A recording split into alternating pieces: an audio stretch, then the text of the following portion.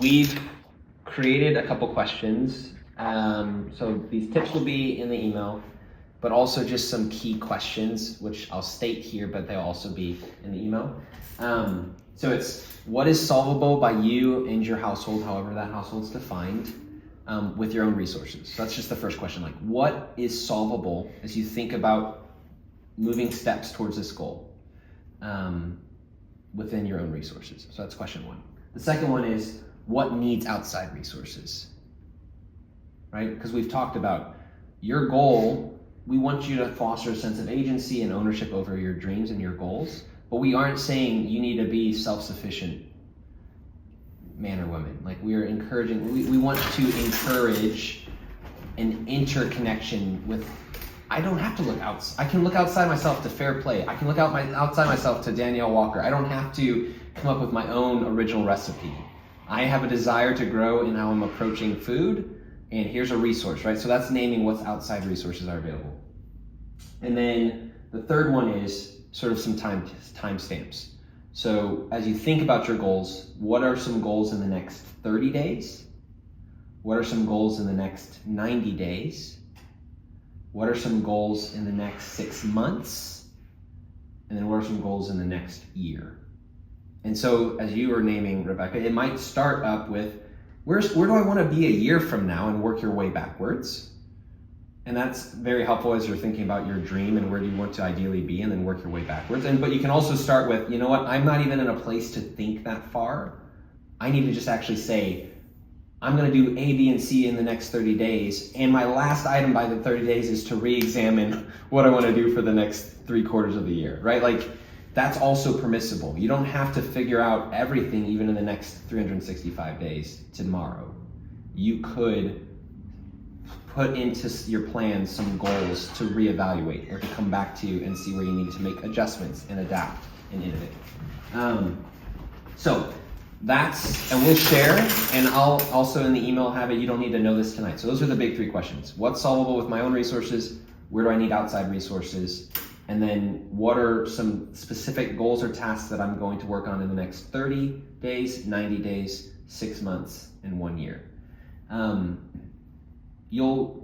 encouragement will be that you'll have a little script if you need to just, I don't want to talk too long, I don't want to share too long, or this is just a helpful way to frame it. And so I'll provide it, but it's sort of work our way through. What was my dream? What are the resources God has sort of it helped me remind myself of or discover? What are the obstacles that I named? And now what's the plan that I'm sort of working on to grow those resources and mitigate those obstacles? So with that, what we also want you to do is come back to your dream. So, from the get-go of this whole thing, we had encouraged you to create a dream on a canvas and to use resources at your disposal, blueberry juice and stickers and all the rest to put together a dream. We have some more little watercolor prints that we encourage you to use. You'll notice, so this is my refined dream. Why we're wanting you to do that is, we are not naive to say that you're the same person you were 6 months ago. You might have worked through some resources and obstacles and said, that dream's a little off. Or I might be thinking a little bit differently about what is a dream for me. And so mine looks different. So I'm just going to be example of, mine looks so different now, right? So when I started out 6 months ago, I said, and you have to remember, I had Asher draw a little bit on my canvas. Mm-hmm. And then I filled the canvas with receipt scraps and darker colors and sort of express, like, I'm trying to find margin in the midst of a lot of busyness of life. And as I was naming like these resources, like, I have family and I have community and I have some great connections, but really I'm actually causing some of my own loss of margin through random Instagram, through reading books on my Kindle that automatically tell me the next book to read, right? Like, I started to identify, these are some things that are keeping me up later, are making me fill my time doing those instead of getting up earlier, which is what I want to do, right? So I was starting to identify some of those. And so as I was then even going through this force field analysis of cutting out some technology to grow some more family time, that's what this embodies. This is my new dream. And I'll just say, it was very therapeutic, because I felt it like let me live into what I was saying. So this time, instead of having this grand art plan that I needed to articulate my dream with more margin, I found the margin that we had and took with what we had. So this canvas was one that I just carved out some time with my kids last night. And so instead of trying to say, okay, after the kids go to bed, I'm gonna stay up and I'm gonna work on my canvas with the specific dream that I have around technology and margin, I was like, no, my dream's margin with my family. And I have 45 minutes before the kids need to go to bed that I can pull out this canvas and say, hey guys, let's do a little art project. So me, Kim, Allie, and Asher all took a stab at it, and it was quite chaotic.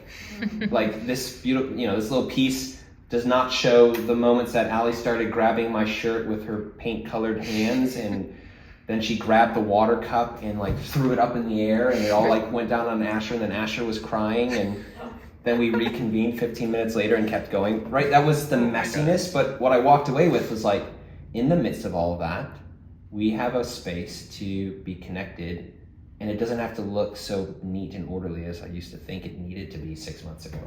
Mm-hmm.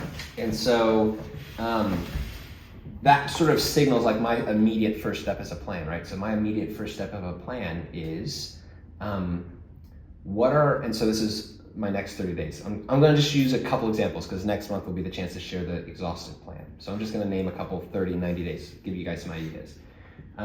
If one of my goals is to spend more time with my family, 365 goal, one of the ways that I want to do that is identify an activity that I'm already doing or that is meaningful for me that I can involve Asher in, that I can involve Allie in, and that I can involve Kim in. So those are just 3 goals.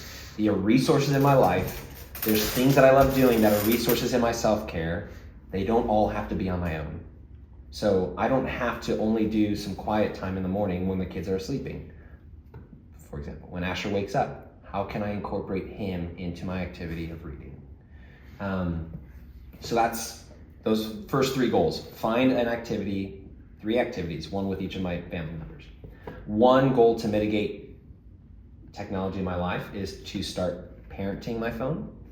So the idea is that when my kids are in bed, my phone's in bed. So essentially, but from 8 p.m. till 6 a.m., I'm not going to, like the phone it's still on ring, emergencies, family, like if it's family connection, that's acceptable. But for any other purposes, I don't need it. So that's one goal that I'm going to have is by the next 90 days that is in place, that I've consistently done 6 p.m., 8 p.m., 6 a.m. And then the other one is, and this is a more specific one in the next 30 days, is I'm going to stop using my iPad as part of my devotional time. And that's a more practical in that when Asher does wake up, I don't want him seeing Daddy already on a tablet. Even though I know it's for spiritual formation and it's a meaningful piece of my life, it's forming in him, oh, Dad's already on a screen and it's only 6 a.m. And so it's just a choice that I can actively go, I'm going to refrain from using this technology so that I'm also helping form in a healthy way my kid in the way that he relates to technology. So that's just a couple examples of what this can look like. Feel free to draw from all of your creative inspiration over the last 6 months as you're thinking about this new dream canvas. And when we meet together next month, we will have a chance to share your refined goal and some of the ways that you're practically going to be taking steps in the next year towards that goal.